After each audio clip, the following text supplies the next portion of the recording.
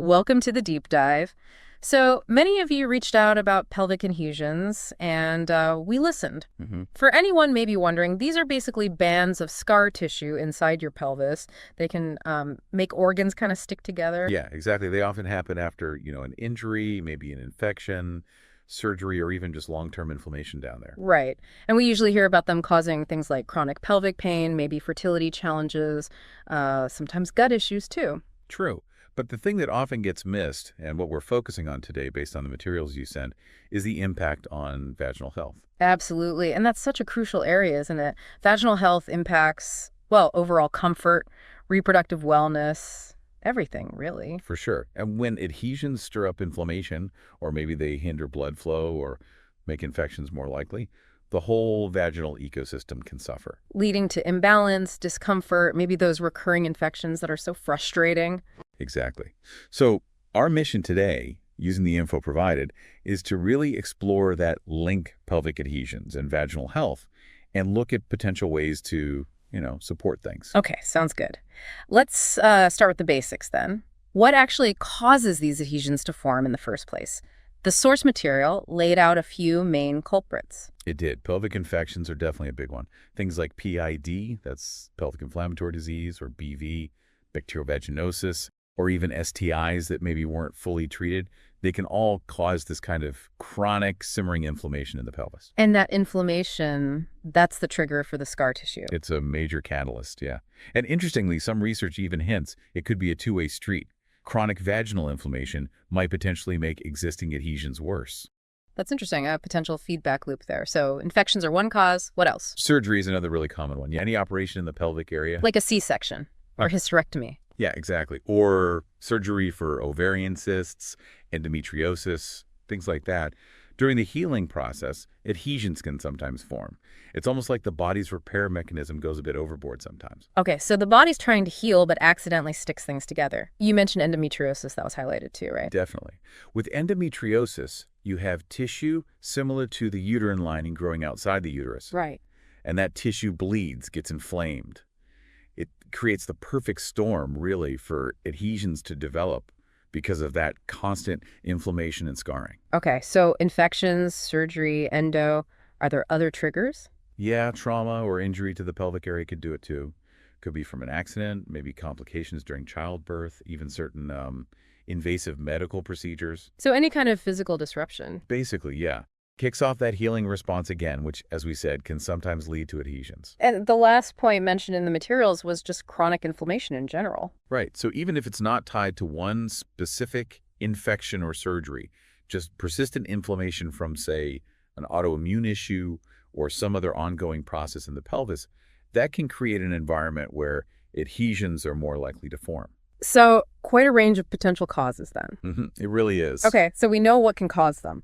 Now, let's get to the core of this deep dive. How do these adhesions actually affect vaginal health? It might not seem like an obvious link. That's a fair point. The effects are often secondary, sort of knock-on effects, but they could be pretty significant.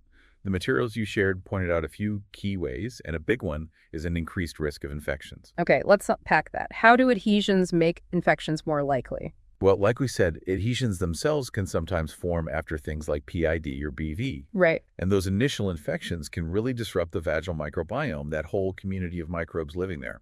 A healthy microbiome relies heavily on good bacteria, specifically lactobacillus. The beneficial ones. Exactly. When their numbers drop, when the microbiome gets weakened, it kind of opens the door for other problems. So fewer good guys means the bad guys can take over. That's a good way to put it. You can get an overgrowth of harmful bacteria, that's BIV, or you might become more prone to yeast infections, which is candida overgrowth. Okay. And maybe surprisingly, it can even up the risk for UTIs, urinary tract infections.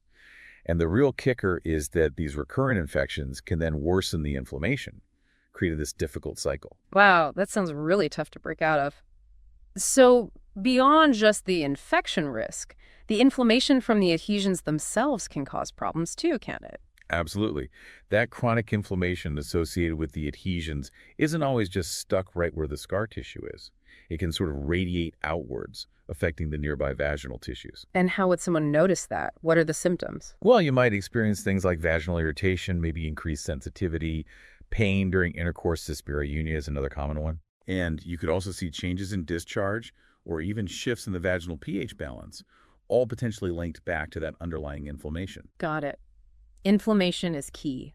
The materials also brought up reduced blood flow. How do adhesions fit in there? Well, think about it. These bands of scar tissue can physically restrict things in the pelvis. Right, like pulling or tethering things. Exactly. And sometimes that restriction can pinch off or reduce blood flow to pelvic organs, including the vagina.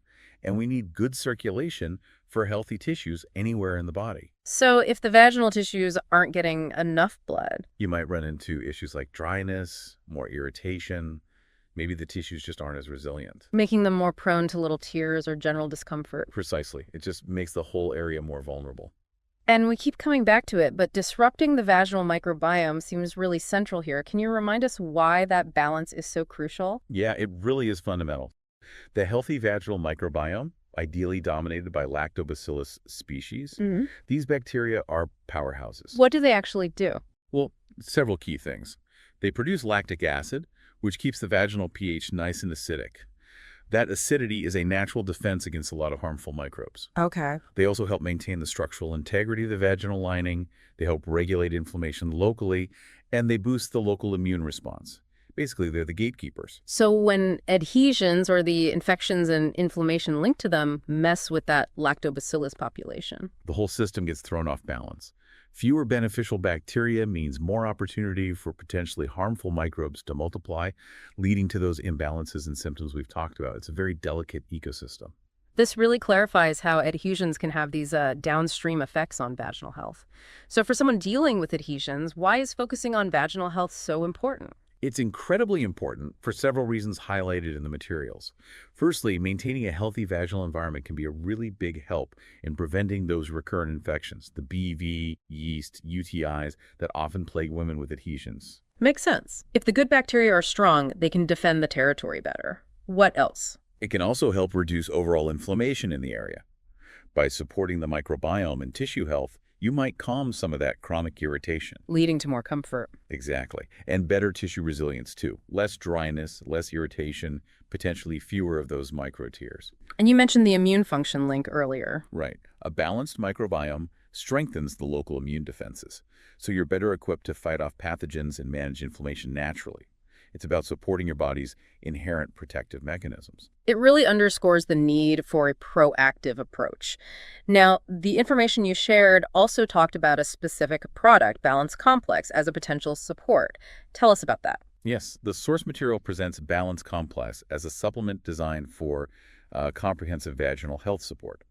The idea behind it, according to the source, is this targeted approach using probiotics, anti-inflammatory compounds, and immune-supportive ingredients. And it's framed as a way to tackle those issues we've just discussed, microbial balance, inflammation. That's the claim, yes.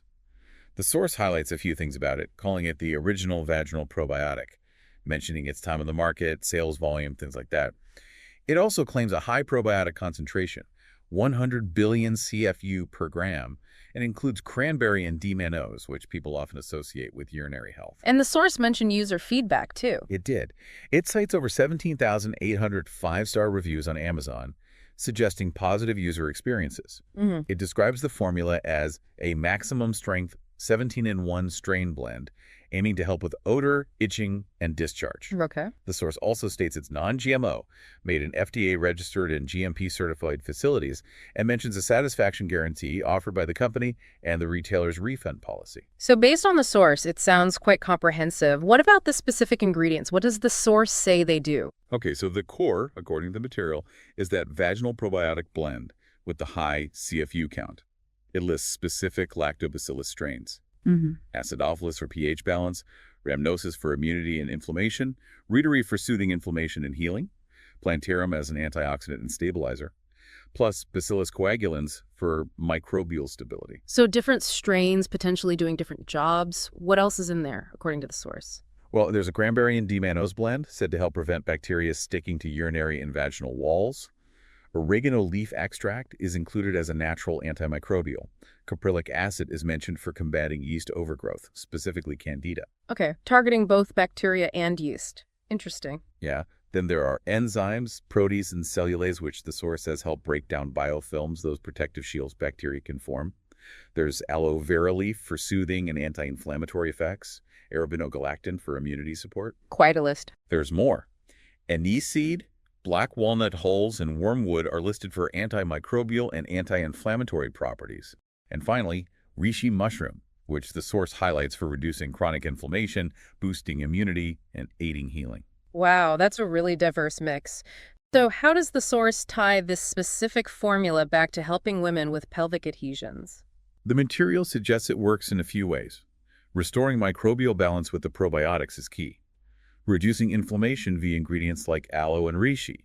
Preventing recurring infections using the antimicrobials like oregano and caprylic acid. Strengthening tissue resilience and promoting healing. And enhancing overall immune function with things like arabinogalactin and reishi. So the source presents it as a multi-pronged strategy to counteract the negative vaginal health effects linked to adhesions. That's the picture painted by the source material, yes. It frames it as a way to take control of your vaginal health, suggesting that restoring balance can lead to feeling more confident and resilient. And the source's final thoughts section seemed to echo that. It did. It reiterated that supporting vaginal health is a proactive step for women managing adhesions, and that probiotic support, like this, could potentially reduce inflammation, restore balance, and promote long-term well-being, according to their information. The materials also mention a website, vaginalquiz.com. What's the deal with that, based on the source? Right. Vaginalquiz.com is presented in the source as a quick, supposedly science-backed quiz.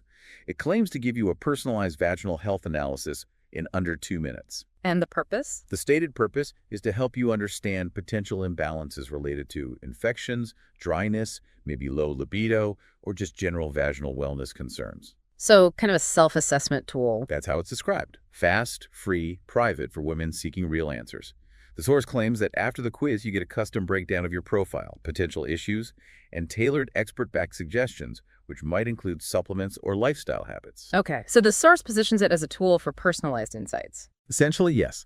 And it encourages listeners interested in learning more about their specific situation to check out vaginalquiz.com. All right, well, we've certainly covered a lot of ground today, really digging into that connection between pelvic adhesions and vaginal health, based entirely on the information provided to us.